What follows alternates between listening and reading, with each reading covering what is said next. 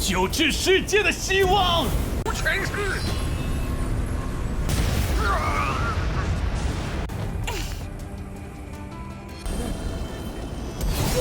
没他幕府吧？我跟你提过，明天见。 Hola semuanya, bagaimana nih kabar kalian? Semoga dalam keadaan baik-baik saja, sehat selalu, serta dilancarkan rezekinya ya guys, amin. Pada kesempatan kali ini, kita akan melanjutkan tongwa dari Fearless Battle Spirit, tepatnya untuklah episode 145. Dan disinilah kita akan mengetahui apakah itu Empress VU atau sama sekali tidak. Dan juga kalau Keenan akan mendapati sesuatu yang begitu luar biasa guys. Kalau begitu ya langsung saja kita masuk ke dalam ceritanya. Xiongli yang telah mendapati sebuah hasutan, dia pun menjawabnya kalau dia telah diselamatkan oleh Jenderal Duan Qing sebanyak 3 kali.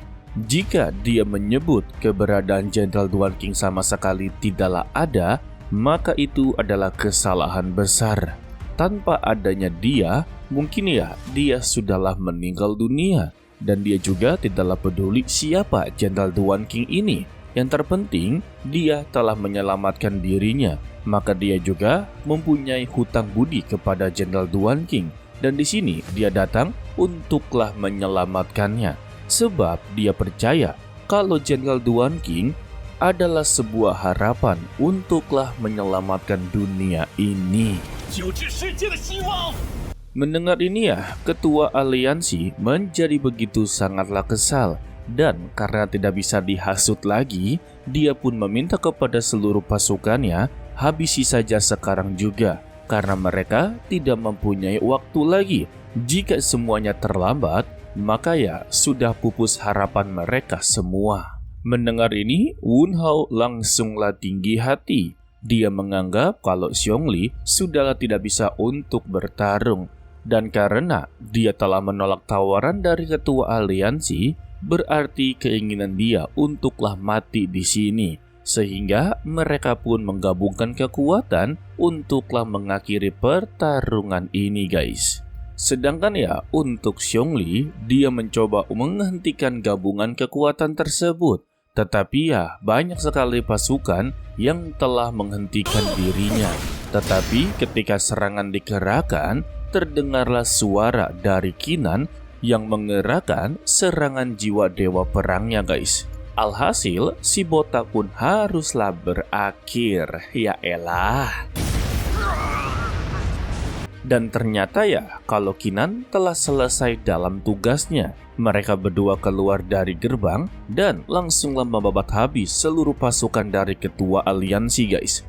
Untuk ketua aliansi tidaklah sengaja melihat sebuah formasi di atas kepalanya. Dia menganggap kalau Keenan telah selesai untuklah menyelesaikan formasi takdir. Sedangkan untuk Wen Hao yang masihlah petantang petenteng menganggap kalau Keenan adalah musuh yang begitu mudah untuk dikalahkan, dia pun langsunglah menerjang. Tetapi ya sekali tatap dan sekali tebasan, tubuhnya haruslah terbelah menjadi 2 bagian. Aduh, bagian macam-macam ya. Sedangkan ya untuk ketua aliansi yang melihat pasukannya satu persatu haruslah gugur, dia memutuskan untuklah melarikan diri. Ya elah. Setelah dari semua itu, Keenan langsunglah menghampiri Xiongli yang sedanglah sekarat guys. Dan kini dia tidaklah sadarkan diri. Jiang Bilan yang telah memeriksa tubuhnya memberitahu kepada Keenan kalau dia sudah benar-benar tidaklah tertolong. Garis nadinya sudah mulai terputus. Mendengar ini, Keenan merasa begitu sangatlah bersalah. Dia tahu dengan kondisi dari Xiongli, dia pasti menjaga di luar dalam waktu yang begitu lama. Tidak lama dari itu, leluhur takdir akhirnya keluar dari pengasingannya. Dan inilah wujud asli dia yang sebelumnya menyamar menjadi Empress VU. Benar-benar seperti gadis kecil ya. Dan hanya dengan satu genggaman saja, celah spesial langsunglah keluar dan menarik tubuh dari ketua aliansi guys. Wah, apakah ini akhir hidupnya? Untuk ketua aliansi yang melihat keberadaan dari leluhur takdir, dia pun menjadi begitu sangatlah terkejut dan dia mencoba untuklah memohon ampun kepada tetua takdir atau leluhur takdir ya. Sedangkan untuk Kinan yang telah melihat kedatangan dari ketua aliansi kembali, dia pun langsunglah mengunuskan pedangnya dan berjalan perlahan-lahan. Di sini dia berniat untuklah menghabisi nyawanya. Melihat Kinan semakinlah dekat, membuat dia semakinlah ketar-ketir dan langsunglah mengancam kepadanya. Jika dia berani untuklah menyerangnya ataupun menghabisi nyawanya, maka aliansi perdagangan tidak akanlah melepaskannya. Iya, kalau ketuanya meninggal, siapa yang berani? Tetapi Kinan sama sekali tidaklah mendengarkannya. Hal ini membuat ketua aliansi semakinlah ketar-ketir dan dia meminta pertolongan kepada Jiang Bilan. Kalau dialah yang membesarkan dirinya sejak kecil dan sekaranglah saatnya dia untuk membayar hutang budinya. Tetapi ya, Jiang Bilan langsunglah membuang muka. Dia sudahlah masa bodoh dengan semua ini. Alhasil, Kinan dalam keadaan yang begitu murka, matanya berapi-api dan langsunglah menebas tubuh dari ketua aliansi menjadi 2 bagian. Ya, intinya peran dia sudahlah berakhir ya. Sedangkan untuk tetua takdir langsunglah menghampiri Jiang Bilan dan Xiong Li. Ya, kalian sudah pasti menduga karena dia adalah tetua takdir, pasti bisa untuklah mengubah takdir seseorang. Hanya dengan satu kepalan tangan saja, jiwa dari Xiong Li berhasil untuklah diselamatkan. Tetapi untuk membangkitkannya, perlu ada yang namanya proses.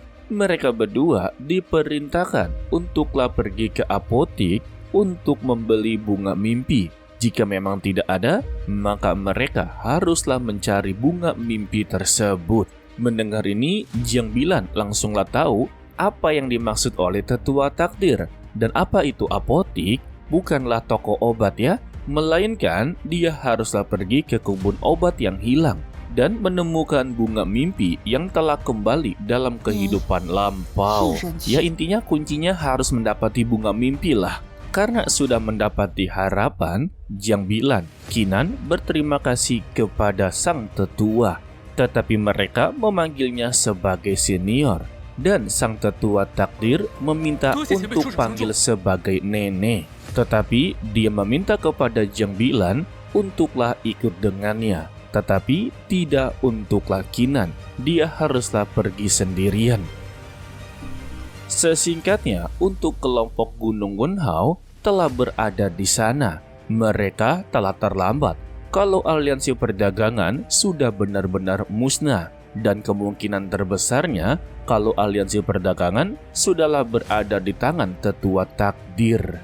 Tetapi yang membuat mereka menyesal adalah keterlambatan mereka. Jika saja mereka datang tepat waktu, mungkin ya semua ini tidak akanlah terjadi dan mereka akanlah berhasil untuklah membalaskan dendam kepada Kinan. Dan karena semuanya sudah terlanjur ya, untuk sang tetua daun meminta kepada mereka ya, mulai dari sekarang mereka haruslah bertindak berhati-hati. Karena mereka bertiga bukan tandingan dari wanita tua tersebut. Lebih baik pikirkan apa yang haruslah mereka lakukan sekarang ini. Dan karena mereka sudah terlanjur di sini ya, maka mereka bukanlah terlambat, melainkan di sini banyak sekali harta karun yang telah tertinggal. Jadi ya ambil kesempatan ini untuklah mengambilnya. Waduh, malah jadi ngerampok. Kembali kepada Kinan yang sedanglah bergerak sendiri dan sedanglah berbicara kepada Xian Miao yang masihlah berada dalam dunia cermin. Dia dipertanyakan kembali apakah dirinya yakin untuk memasuki dunia mimpi. Hanya untuk mendapati bunga mimpi itu sama saja seperti mengorbankan nyawanya sendiri. Meski nantinya dia mendapati bunga mimpi, tetapi bunga ini hanya bisa dilatih di tanah taman obat yang telah hilang. Jadi ya bisa dikatakan untuk mendapati bunga mimpi ini sangatlah begitu sulit dan juga keberadaannya begitu sangatlah langka. Dan sangatlah beruntungnya kalau Xian Miao Miao mempunyai 3 bibit bunga mimpi guys. Jadi ya untuk Kinan dia bisa untuklah menanamnya di dalam dunia mimpi. Tetapi ya permintaan dari Xian Miao Miao sebelum dia mencari bunga mimpi, maka dia datanglah ke kediaman Mu terlebih dahulu.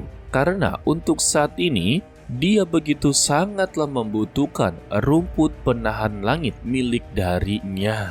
Dan nantinya mereka akanlah bertemu di sana ya. Xian Miao Miao akanlah menunggu kedatangannya. Karena untuk saat ini dia telah menjadi penatua tamu dari kediaman Mu. Dan juga permintaannya kalau Kinan tidak perlu untuklah menyembunyikan identitasnya. Karena ya pemimpin dari kediaman Mu dan juga dia adalah tetua, jadi tidak perlu takut karena mereka pasti akanlah melindunginya.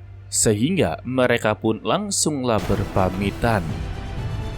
Dan kita bersambung untuklah episode kali ini ya. Dilanjutkan lagi yaitu minggu depan. Semoga saja Tonghua ini lanjut lagi di minggu ini. Semoga saja. Tetapi jika tidak, ya nggak bisa apa-apa juga sih.